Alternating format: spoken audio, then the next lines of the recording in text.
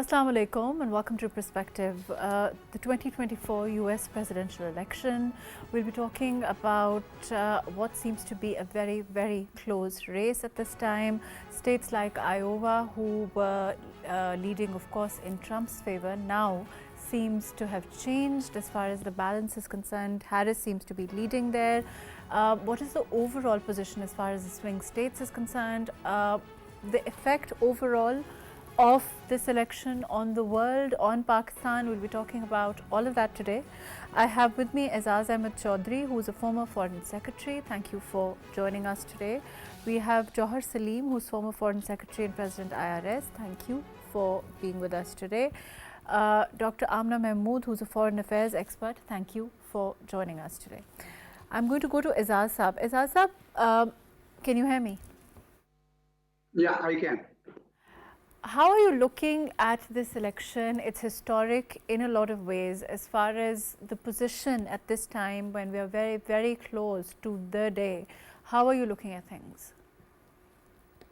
Well, it appears to be one of the most controversial and polarized election in the US history. We have seen that already the US society is undergoing tremendous amount of division and polarization, and that is also reflecting in the speeches of the candidates, particularly Donald Trump, who has even been threatening that he will not accept the elections until the results of the election until or unless he himself wins it. So the situation is naturally frustrating for not only Americans, but also for the rest of the world, given the linkages that the US has on various situations around the world, from East Asia to Middle East to Europe. And therefore, every country, I think, is watching with keenness on how that election turns out to be. And I think there is already considerable discussion, much more than my expectation on Pakistani TV channels.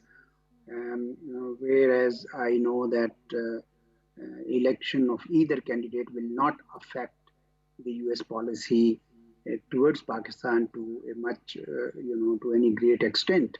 Yet there is considerable interest the world over, including in Pakistan, how that election takes place. As far as the swing states are concerned at this time, do you think there's been a change? Because earlier on, of course, it looked like Trump was leading. Do you think that, of course, we've seen in the recent days, Harris also has caught up to an extent? Yes, I agree with you because these swing states are important, have historically been important in the US elections. But this time around, the situation in Gaza seemed to be affecting the swing states, particularly states like Michigan, where Arab Muslim voters are sort of dejected by the inability of Biden administration to effect any ceasefire or persuade Israel to effect ceasefire. And I think that is somehow working for Donald Trump, although Donald Trump doesn't have any policy different from the Democrats. He supports Israel unequivocally. And He's made some claims about having a personal relationship with Netanyahu, having that same relationship with Putin also. And of course, I mean, a lot of it is electioneering, one can say, or hyperbole. But he's also said that he could have taken care of it in days as far as these conflicts, major conflicts are concerned. Do you think the supporters, his supporters, are believing that? Yes, I think they are, because Donald Trump, if there is one record on which he has credibility, he does not want to engage the US in distant wars. He took that stance on Ukraine, and I think he will take the same stance in the Middle East. And that's what is appealing to the Arab Muslims. Otherwise, everybody knows that Donald Trump is, is quite a maverick and can change his positions, but not on this. They also know that that Donald Trump is mostly focused inwardly on the U.S. itself. He does not follow the traditionalist foreign policy that Democrats have been following, which is that the United States is important for peace in the world, that the United States would like to strengthen or should strengthen its regional alliances and its allies. He wants America first strategy. He wants his own voter base have been quite upset that internationalism and globalization have taken away their jobs, and therefore they expect that he would be concentrating inside the country more than outside, and that what gives some hope to Arabs and Muslims that he might actually go for ceasefire not only in Gaza but also in Ukraine. There has been, we've seen that Trump has had a rather tricky relationship with his own institutions within America, his own, bureaucracy to an extent. Do you think that, in a country like the US, and I think we've been exploring this before, we've explored this before also, how much room is there in a democracy like the US? Well, democracies the world over are facing some kind of credibility gap with their people. Look at the UK, which was sort of founding country with parliamentary democracy. 6 prime ministers in 8 years, and that is something also reflecting in the US, not in that sense that there's greater frequency, but the kind of elections that are taking place. There is no doubt that US, that former President Donald Trump has expressed his commitment to strangle the hold of establishment, which is not going to be easy because when he was in power, he had to play along on many fronts, including in Afghanistan. But yes, he is known to be a president who wants to control the effect of and the ingress of establishment. But I don't think it will be that easy. I think it's much of it is rhetoric, and he'll not be able to follow that through. There is, how effective are they, in even to have any kind of leeway here? I think the US establishment is in a position to influence the results of the elections or the way it happens in many other countries. I don't think that is the case. But whether it is Pentagon or CIA or even State Department, Donald Trump at the end of the day will have to do business with them and will do business with them. But as I indicated to you, much of his focus is not outside the world. And therefore, much of the effect that the establishment creates outside the US will not be of much relevance to him or much interest to him. He wants to, as he says, make America great again. That means that he wants to focus on his own vote bank, which wants some restrictions on immigration and imports from China and things of this sort. He's quite focused inward. Limited time, but my last question, as far as this, you've seen the editorials. There was one, I think, a few days ago in New York Times. They're particularly, inflammatory for Trump. We've also, of course, seen economists endorsing Harris. Overall, they've called him a liar. They've also said that he's going to be proving extremely problematic for deputations, and he's going to do a lot of his policies, critiquing a lot of his policies. Do you think that has these issues are that relevant for the voter who thinks of him as perhaps old guard versus the new, and his image of going against the tide? Yeah, I agree with you. His vote bank is not impressed by what New York Times or CNN, assesses, because they believe in him, regardless of what these papers say. Even last time around, when he was in the presidency, these newspapers were castigating him all the time, but he wasn't really impressed. In fact, he blacked them out. And I think his voter bank is not impressed with these these democratic leaning sort of establishments in the media. Thank you so much, Aizaz. Thank you for joining us. Joseph, you heard what Aizaz is saying. I think he summed it up really well. He says, whereas his voter isn't so affected by what the New York Times or the Economist says. Sure. So you think that that vote bank is intact, and there's no sort of budging as far as his hardcore vote bank is concerned? Yes, I think that was an excellent overview that Aizaz presented of the context of this election, and I agree with that. The voter, Trump's voter, first of all, they are not budged by what the media says, because media in the US and of course internationally is not with Trump mostly. Fox News, which is the biggest media channel in the US with about 16% of the audience, is of course, it's right-wing and very supportive of Trump.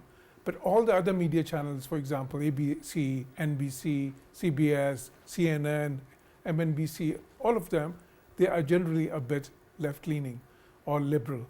So the media has not really supported him. The US establishment, as it has been rightly pointed out, has not been very supportive, because they think of him as a maverick, as unpredictable, as somebody who's kind of, who doesn't really understand the security paradigm of the US that well, and could be apt to come up with some sort of sometimes ideas which may not be the best suited for the US.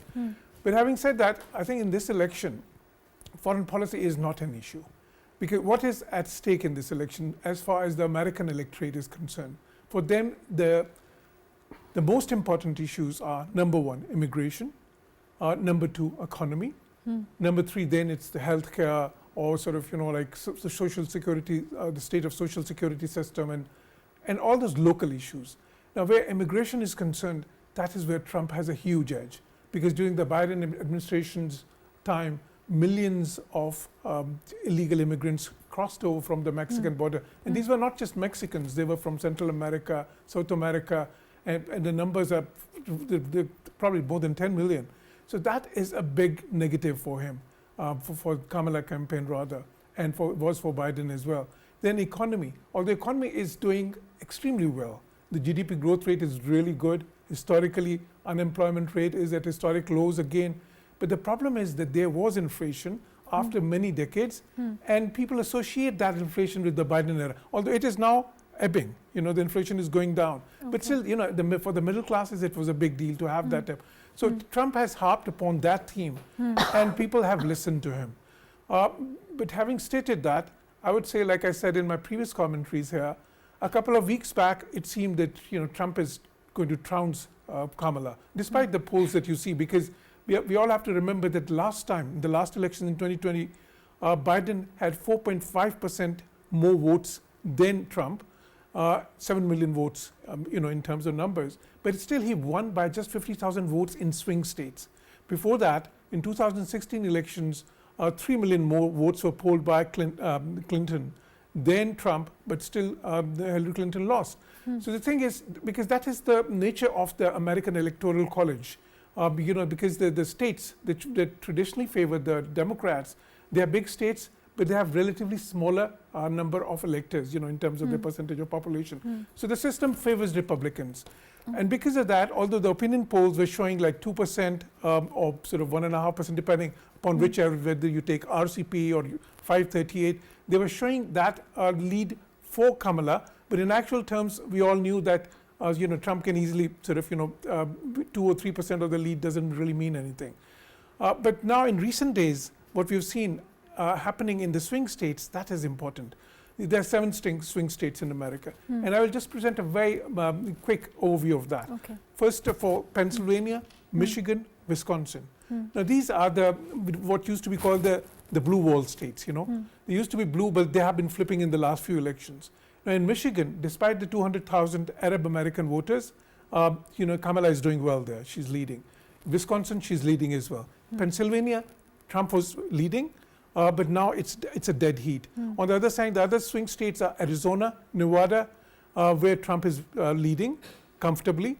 Then there's Georgia, where he's leading comfortably as well. And then there's North Carolina, where presently, you know, it's again a dead heat type of a situation. So the thing is, and out of these, Pennsylvania is the biggest with 9 electors, and then there are Michigan, North Carolina, and others with 15 electors each. The total 91 electors from these 7 states. And whoever wins a majority of these, or the big ones, is going to win. And I think Pennsylvania is going to be the key state. Pennsylvania, Trump was doing very well until a week back. He was leading by 1 point there, 1 full point there. But now the latest polls that I've seen, it seems to be sort of, you know, a dead heat there. And also what has happened is, like you said, Iowa, which is a deep blue, which used to be a deep red state, that has suddenly, you know, shown an inclination for the Democrats, which is strange, because in 2016, 2020, in both the previous elections, the Trump side comfortably won that state. Then again, there's New Hampshire. New Hampshire is a state which was traditionally used to be Democratic state, but this time, you know, the margin is very low there. So I think that right now where we are, the election is got a little tighter than before. Dr. Amna, you know, including you in the discussion overall, as far as issues like the Ukraine war and, you know, of course, Gaza is concerned, we've seen a record number of people come out in the US, you know, pro-Palestine. How does this figure overall in, how does it affect both Harris and Trump, in your opinion, if at all? Because of course, keeping in mind the background that the foreign policy does not really change whoever does come in power, but to the voter there in the US, do you think it matters? Thank you, Mahrukh. But I perceive that still, as the discussion is going on, that American voter is focused on domestic agenda, and they need jobs back. They want to have climate security, food security, health security, and they want to continue their social securities. And some of the issues are like abortion or ban on abortion, etc., on both sides. But obviously, when American voters came out, they are very much concerned about the American, you know, spanning on Israeli war and their aid to Israel. And when they saw and they are defending the right to exist of the Palestinian people, that matters a lot. And that is the reason why Mr. Biden withdrew and Kamala Harris was the main Democrat leader to contest the election. That may be the one reason. Secondly, as Trump is talking about the revival of economy, and the revival of economy is in less spanning on distant wars by the United States, because the United States is spanning more on its hegemonic position all over the world rather than on the people of their country. But at the same time, you know, it is the decision of the American voter, but it is a question that how far America is still a democracy, as Mr. Aizaz mentioned, that UK has questioned, and Mr. Rishi Sunak has to lose his position because of this point that the people of UK are standing with the Gazans, and while the government is pursuing the policy, traditional policy of supporting Israel. So that may be a factor, and that is the, I think, the only factor that war in Ukraine and war in Gaza is having different dimension as American voters wanted. By the way, I was there in Michigan last year for a leadership program, and there both senators and reps are Republican, and they are military hawks, what I perceive from their discussions when they have meeting with us, the visitors from Pakistan. So I think that the people of Michigan are dominating, and they are more in favor of Republican rather than the Democrat, because everybody was talking about the Biden's policies. And you know, Michigan is the first state that has declared Eid as a holiday, official holiday. You can understand the interest and you know, influence of the not only the Arab American. There is a lot of Pakistani community, and they are very organized, and they have raised $50,000 in a week for the flood victims of Pakistan. So I think that eastern state and mid-eastern states, they are having lot of immigrants, and that is bordering Canada. So do you think the diaspora has a little, you know, particularly in the swing states, and also, you know, generally will have some room, you know, or have some, you know, benefit for whoever is the, you know, the winning candidate? They're going to make a difference. I think that as my co-panelist was discussing, that some of the states are hardcore states. It is actually the fluctuating states that is the decisive vote where that it may make a difference. You see that Mr. Trump and Kamala both are visiting nowadays the fluctuating states. States which may be decisive factor, like North Carolina, South Carolina, Georgia and Pennsylvania, etc. These are the states having turning their votes. And one thing that article of New York Times or others, they don't have any impact on the voters of Mr. Trump, because they are middle class or lower middle class, labor class mostly, and they are illiterate mostly, and they are labor class. They are not interested in the policies all over. They are mostly interested in conservative church policies, in anti-abortion, anti-LGBT, and they want to have more social securities and jobs, and that Trump promises. By the way, Trump is having no capacity to do that, as we seen that in last 4 years he could not do, because these industries which are the cause of loss of jobs, they were transferred to Middle East, you know, Far East and China and Latin America by design. And high tech industries were kept in United States only. So it's not a matter of 4 or 3 one term that President of United States can transfer back. And one, he has not capacity. Second, he could not do that because he would lose all his allies in So it may Far be East. just his promises. I think these are electoral promises, but they have appealed to downtrodden classes and lower middle class and labor class, and I think that vote would be very tight again, as is predicted. Jauhar, there's the policy as far as, for example, China is concerned. Trump had a different policy from what, of course, clearly, you know, Harris is saying and stands for. Do you think that, you know, that will significantly, you know, change overall as far as the kind of America we can expect, or the kind of American policy we can expect, for example, from Trump if he does come into power? It's very interesting. First of all, I think Trump's bark, as they say in English, has been sharper than his bite always. His rhetoric is always much stronger than his actions. That's what we've seen always. Okay, on China, I think that again the party is the policy is bipartisan, and the policy is that China needs to be contained. That is one thing. And we see the Indo-Pacific, the so-called Indo-Pacific strategy in play in our region as well, which affects us, by the way. Now, having stated that, what is the actual difference? But the difference is in the nuance. And what is that difference?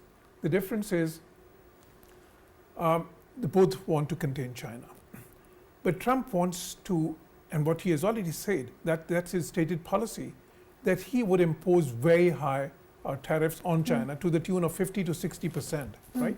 Now, what Biden had done was, that was like more like 10%, or they were talking about 20%. So there's a huge difference between 10% and 50%. Because if he does that, then what he's doing, he's going to start a war of protectionism. And we all have to remember that that is how the Great Depression started in 1929. After 1929, because you know there was a war of attrition in terms of protectionism, because if you slap tariffs on their products, they're going to slap tariffs on your products. And then the whole world would sort of, you know, accentuate that, and that would be a disaster for the world economy. And that is why many economists are predicting that if Trump comes to power, there's more likelihood of a recession. So that is the first difference. The second difference is Trump. Okay, now under Biden, America was very clear that on Ukraine they would not allow Russia to win that war, and NATO was the key element for that. Now Trump does not really believe in Euro-Atlantic alliance that much.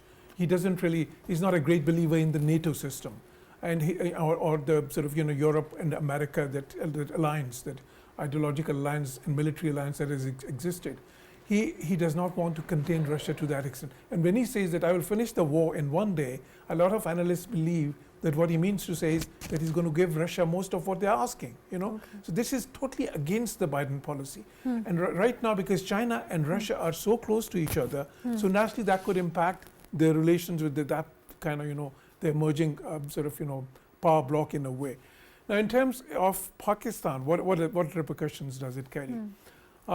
First of all, I totally agree with Aizaz that this whole sort of because we see on a lot of channels that if Trump comes to power, the whole American policy for Pakistan would change, or whenever the Republicans have been in power, they have been more pro-Pakistan. Okay, generally when Republicans have been in power, Pakistan and America had better relations compared to when Democrats have been in power, although that has not been always the case.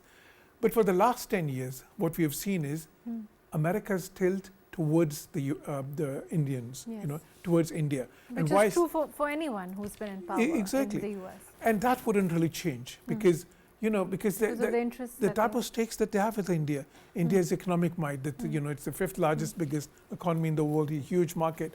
Then the Indian lobby in the US is so big now. Even Kamala, she's half Indian, as we know, and she was raised by an Indian mother. On the other side, look, Trump's vice presidential candidate has an Indian wife. Then there were so many other presidential candidates who were Indian. Tulsi Gabbard, Nikki Haley, Ramaswamy, and even before that, Bobby Jindal. So they have a great deal of influence now in terms of American politics. If you talk about their business, there's so many CEOs of Indian origin. Indian companies are doing, with American companies, hundreds of billions of dollars worth of business. So that factor is not going to change if one party comes to power or the other. But the tone can sometimes change. The tone can change a bit because Trump is very unpredictable. One day he can say, "Oh, Pakistan is the greatest friend in the world." But there are those that argue. Let me come back to you. I think I'll include Amna in this. Amna, there are those that argue that when Trump was in power, perhaps he was more, affable towards Pakistan versus Biden, and perhaps we'll see a continuation of that. What is your thought on that? Is that just wishful thinking? Do you think that there's any merit to that thought? If we can go back to that period, incidentally, I was there in US. I landed back actually the day he inaugurated in the office, and I have seen the airports filled with the immigrants stranded over there because they were stopped, and they were Muslim immigrants mostly coming from Muslim areas. But here Pakistan's relation with US were good because that was the period when Pakistan was facilitating Doha Accord and the peace process in Afghanistan and peaceful and respectful withdrawal of US from this area, because it was very difficult for US to withdraw from here, and there were a number of other factors we have discussed many times while discussing Pakistan-Afghanistan relation, the US triangle, because so you're saying that those were the overriding factors. Then those were the factors which were in the interest of the US, and US is always active on their national interest, not on the national interest of any other nation. So Pakistan was having conformity of interest, so we were running together. But we should not forget that 5th August, the revocation of 370A was done during the period of Mr. Trump, and he never helped Pakistan, he never used his influence on India, as just Dr. mentioned, because they were having more interest towards India. So I think that it is not predictable that Republicans have been always with war. But this time Republicans are having different agenda and they are following actually Democrat agenda. So I think that there would be no change in relations with Pakistan, because Trump would not be having any interest in expanding or entering into Afghanistan again. And he wanted to curtail war in Israel and between Israel and Gaza, because he wanted to promote Israeli influence with support of US in a peaceful way. That's why he promoted Abraham Accord. So I think that that would be the case. If that would be the case, that Pakistan has no role in US foreign policy and no role for having no role in this area. And all roles are attributed to India because they are having designs in Indian Ocean, and they want to encircle China, and that role is awarded to India. But there are certain irritants. You have seen the sovereignty issue and terrorism issues in Canada and India, Canada and US, and those issues would haunt relationship for a while. But I think US uses such incidents as a bargaining chip to get more benefit from its counterpart. So I think that Pakistan would be in the status quo in the policy of United States. Jauhar Sahab, as far as it's what use and how useful Pakistan is to them historically we've seen as far as our relationship with the US is concerned. Let's talk about for example the Middle East. Other than Gaza also, and overall the situation with Iran we've seen and what's happening there. Do you think there will be a change with regard to that, whoever comes into power, and also Saudi Arabia and its alliances as far as the West is concerned? Yeah, that's an interesting question given the sort of situation that we see there in the Middle East presently. First of all, again, there's a bipartisan consensus on the US policy on Israel. Right. Israel's security is the cornerstone of their foreign policy. That won't change. In fact, if anything, Trump is more pro-Israel than even the Democrats, because at least Democrats had a no-ends policy. Trump was like he was very categorical in terms of Israel's support. There was no type of conditions, But didn't nothing he say at all. that he could have ended the war? Now, this is interesting again. You see, because I think as my co-panelist has mentioned, Abraham Accords. Now, Abraham Accords were totally favored towards Israel. We have to remember that. What did they mean? Basically, Abraham Accords meant that, okay, forget about the Palestinian issue, you just, forget about that and start recognizing Israel. And Americans convinced four Arab countries, one after another, to recognize Israel, to normalize diplomatic relations without any sort of advancement on the Palestinian question. So it was actually, and then he also supported their bid to, designate Baitul Maqdis or Jerusalem as the capital. You see, so his policy was actually one step further in terms of supporting Israel. Now, in terms of Iran, Trump has a more aggressive policy than Biden. Like, for instance, he was the person who withdrew from JCPOA. That is the nuclear accord that Iran had signed with the US and the EU.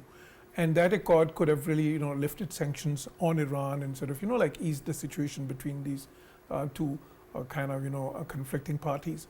But Trump withdrew from that. The sanctions were reimposed then, and sort of, and then even, subsequently, despite trying, Biden couldn't really walk that back. So the fact is, so there are 2 or 3 points here. One is, for Israel, Trump's policy would be even more favorable than Biden's policy, than Democrats' policy. At least Biden was talking about a grand reconciliation. He tried, first of all, for the ceasefire, and he failed. Of course, they tried their best for the ceasefire in Gaza, but they failed. Secondly, he talked about a grand reconciliation, normalizing Saudi and Israel relations, but with the sort of, with the caveat that there would be a path to Palestinian statehood. Now, that would have been good for the Palestinians. It didn't happen. Again, they failed because of Netanyahu's intransigence. But the point is, at least they were trying. Trump is, on the other hand, when he says that, okay, he'll finish the conflict there in Ukraine, and he'll finish the conflict there in Ukraine, he'll finish the conflict on Russia's terms, and in the Middle East, he'll finish the conflict totally on Israel's terms, because he sort of, he favors them even more than the Democrats.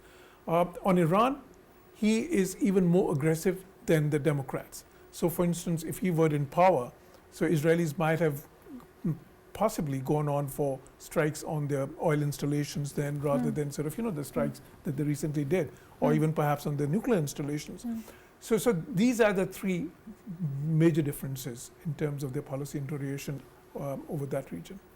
Dr. Amna, do you agree, as far as particularly the Saudis are concerned, as far as America's relationship with Saudi Arabia is concerned, and then Saudi Arabia's alliances with other countries?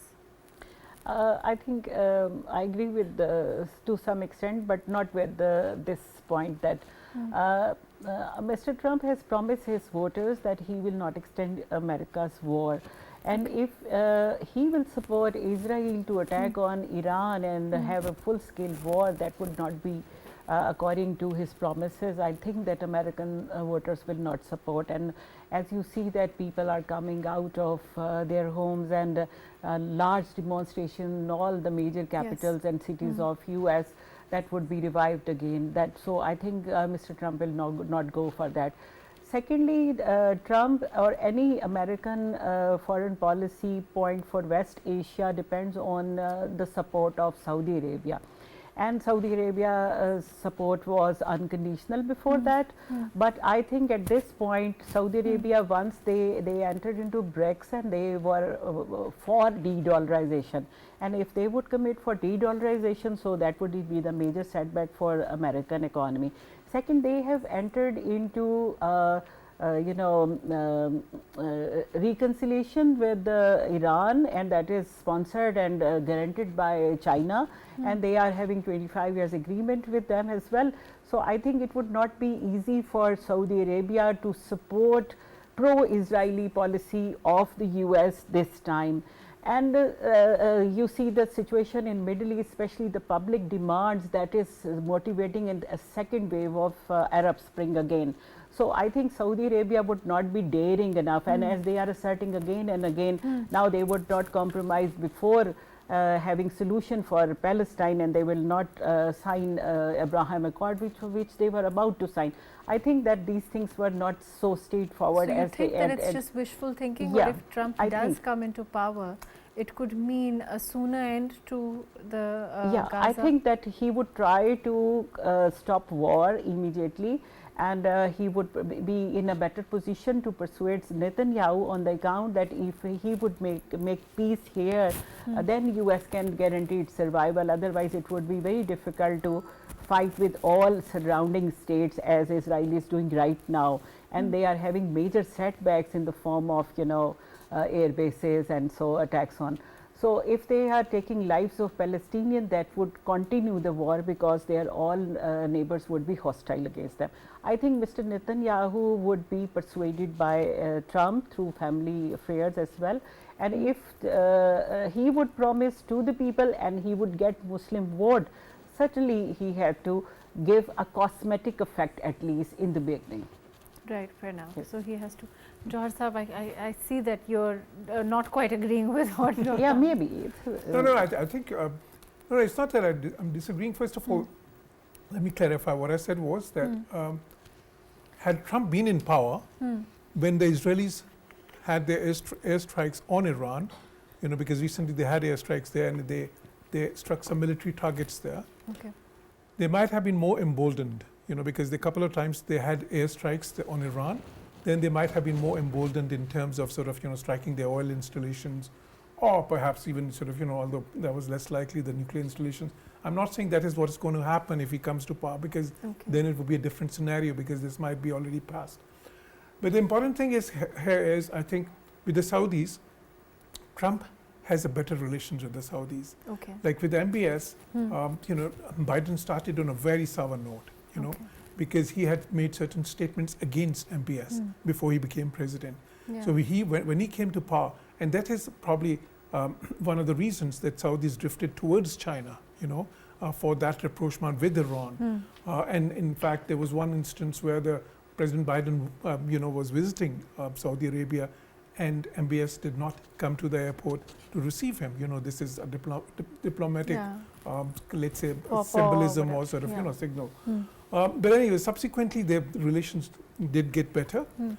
But with Trump, they had great relations. And now, let's say if Trump comes back, then of course, Saudi-American relations, because the Can personal improve. rapport, that could sort of, help. Yeah. But the Abraham Accords clearly were not sort of, very helpful for the Palestinians. And who was doing that? There was a son-in-law of Trump, Jared Kushner, who is Jewish, and he had sort of, because of his Jewish connections, sort of, so they were probably going a little out of the way. But in terms of foreign policy, of course, we have to remember that, there's only so much that the presidents can do. Yes. I mean, in America, you have the Congress, the Senate and the House of Representatives and the American establishment, so to speak, they have to take everybody along. So even if he wishes, Trump cannot really sort of, just take a 180-degree turn on many issues.